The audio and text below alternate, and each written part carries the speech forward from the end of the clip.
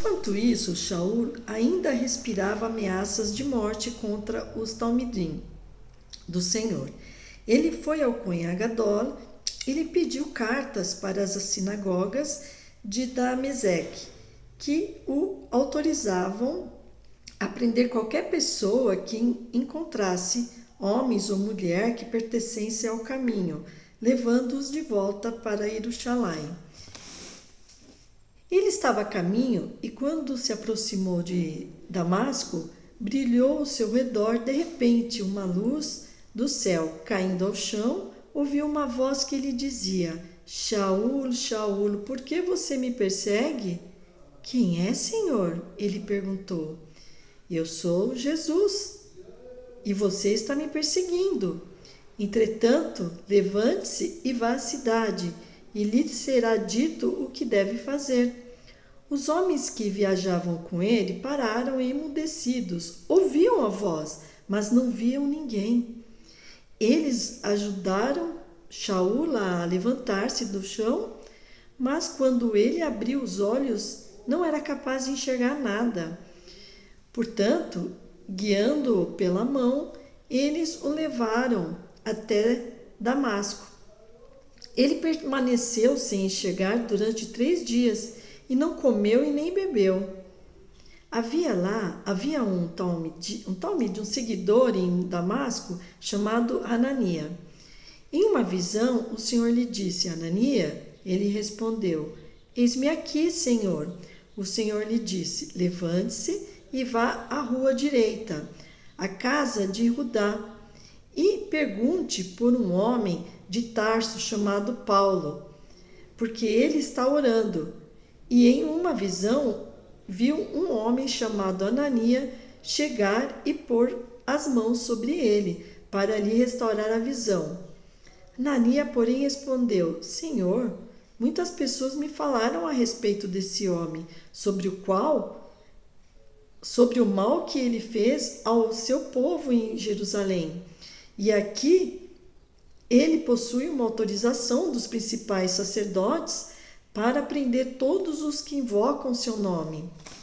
Mas o Senhor disse: Vá, porque este homem é meu instrumento escolhido para levar meu nome aos goim e até mesmo aos reis deles, bem como aos filhos de Israel, porque eu mesmo lhe mostrarei quanto ele deverá sofrer por causa do meu nome.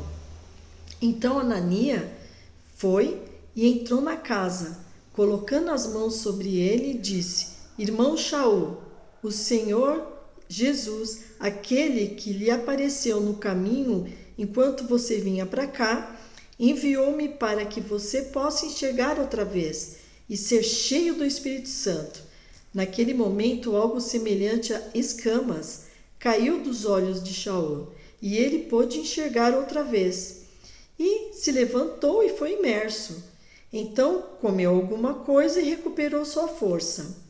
Shaul passou alguns dias com os talmidim e Dameseque e de imediato começou a anunciar nas sinagogas que Jesus é o Filho de Deus.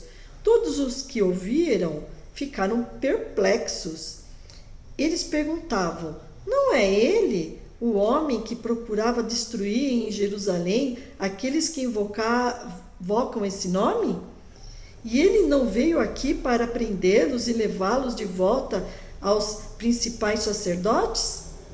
Todavia, Shaul se enchia cada vez mais de poder e criou um alvoroço entre os judeus que moravam em Damasco, com suas provas de que Jesus é o Messias. Algum tempo depois, os judeus não crentes reuniram-se e fizeram planos para matá-lo. No entanto, seus planos chegaram ao conhecimento de Paulo. Eles vigiavam os portões da cidade dia e noite a fim de se livrarem dele. Mas à noite seus seguidores o levaram e o fizeram descer a muralha da cidade, baixando em uma grande cesta. Ao chegar em Jerusalém, tentou unir-se aos talmidim, porém todos tinham medo dele. eles não acreditavam que ele era um seguidor de Jesus. Entretanto, Barnabá conseguiu falar com ele e o levou aos emissários.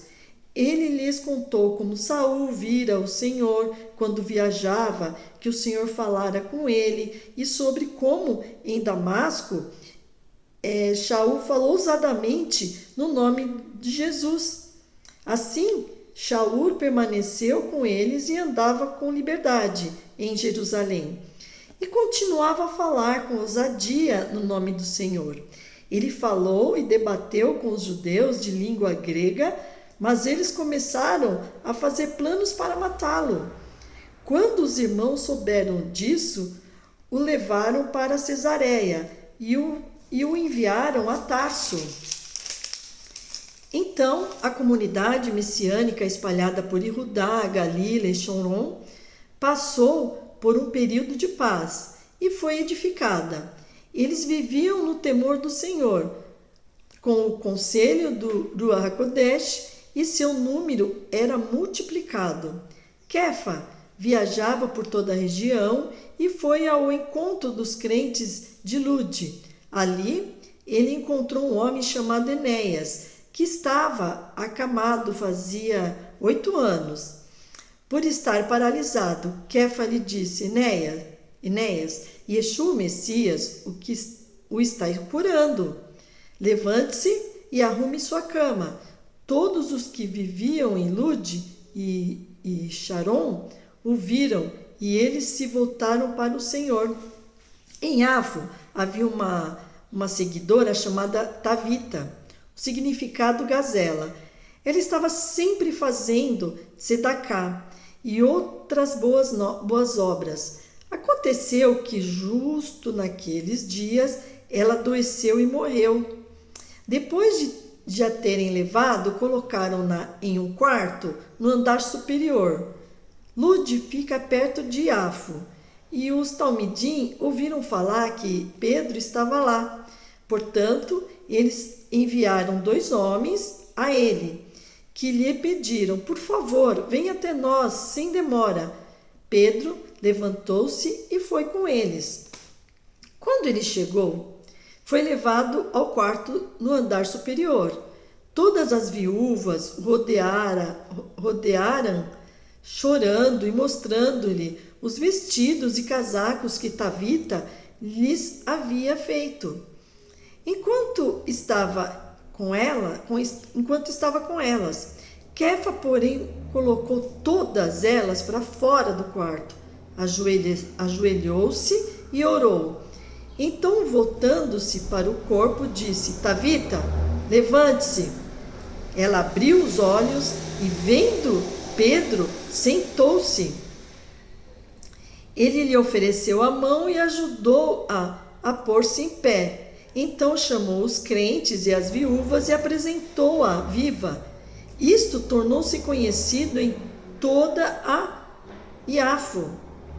E muitas pessoas depositaram sua confiança no Senhor Jesus. Então Kefa permaneceu em Iafo durante mais algum tempo, com um homem chamado Shimeon, um curtidor de couro.